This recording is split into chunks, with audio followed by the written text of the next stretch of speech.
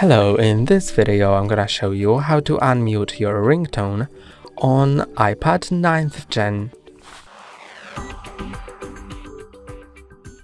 If your ringtone is muted, you can swipe down from the right top part of your screen and find this crossed bell. Then you can click on it to unmute your ringtone. If you can't find this control, you can either add it into your control center by clicking on plus,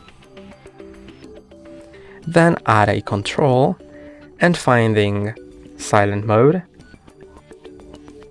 clicking on it, and now it's added here. So you can click on it to mute or unmute your ringtone. Or if you don't want to add it onto your control center, you can just go into settings and sounds in settings. Then you'll be able to find silent mode. You can enable it to mute the ringtone or disable to unmute it. That's all for today. Don't forget to like and subscribe. See you next time.